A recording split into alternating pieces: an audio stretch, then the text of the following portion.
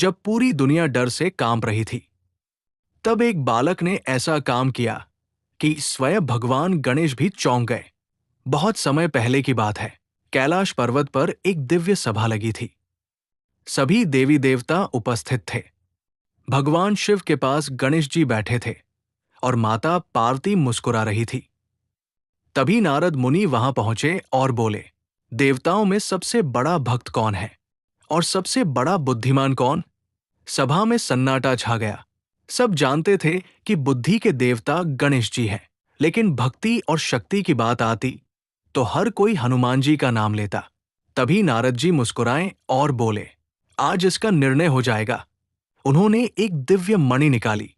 वो मणि इतनी शक्तिशाली थी कि जिसके पास रहती उसके सारे दुख समाप्त हो जाते। लेकिन अचानक वो मणि आसमान में गायब हो गई और सीधा पाताल लोक में जाकर गिर पड़ी। पूरा ब्रह्मांड कांप उठा, क्योंकि पाताल लोक में कालासुर नाम का राक्षस रहता था, जो उस मणि की शक्ति से पूरी सृष्टि पर राज करना चाहता था। देवता घबरा गए। तभी भगवान शिव बोले, जो उस मणि को वापस लाएगा वही सबसे महान कहलाएगा। इतना सुनते ही गणेश जी आगे बढ़े।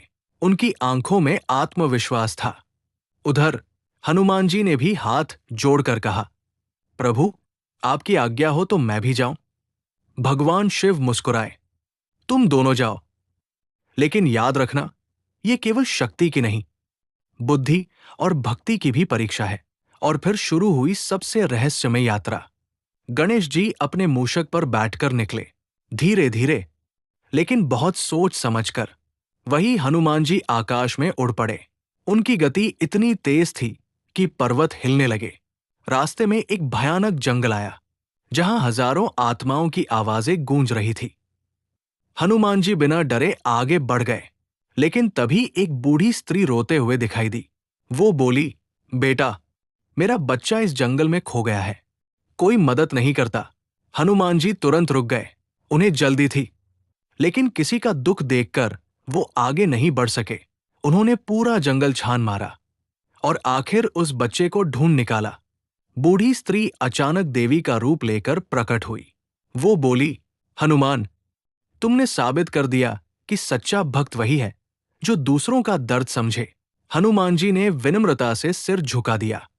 उधर गणेश जी भी पाताल लोक के द्वार तक पहुंच चुके थे, लेकिन वहां एक ऐसी दीवार थी जिसे कोई तोड़ नहीं सकता था। दीवार पर लिखा था, जिसके अंदर अहंकार होगा वो यही समाप्त हो जाएगा।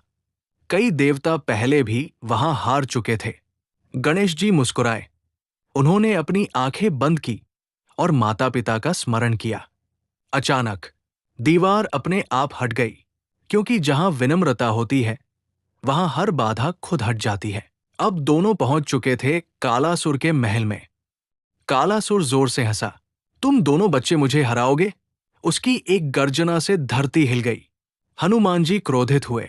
उन्होंने अपनी गदा उठाई और पूरा महल कांप उठा। लेकिन तभी गणेश जी बोले, रुको हनुमान, इसे शक्ति से नहीं, बुद्धि से हराना होगा। कालासुर की ताकत उस दिव्य मणि से जुड़ी थी।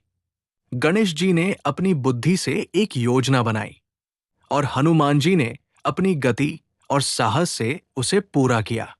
हनुमान जी बिजली की तरह दौड़े और गणेश जी ने मंत्रों से मणि की शक्ति बंद कर दी। अचानक कालासुर कमजोर पड़ने लगा। वो चीखा, नहीं, ये नहीं हो सकता।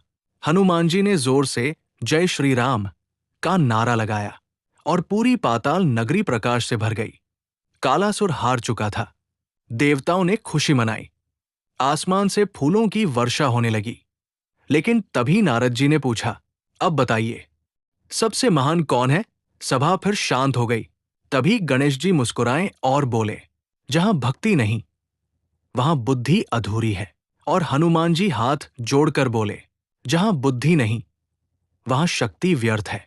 भगवान शिव प्रसन्न हो गए।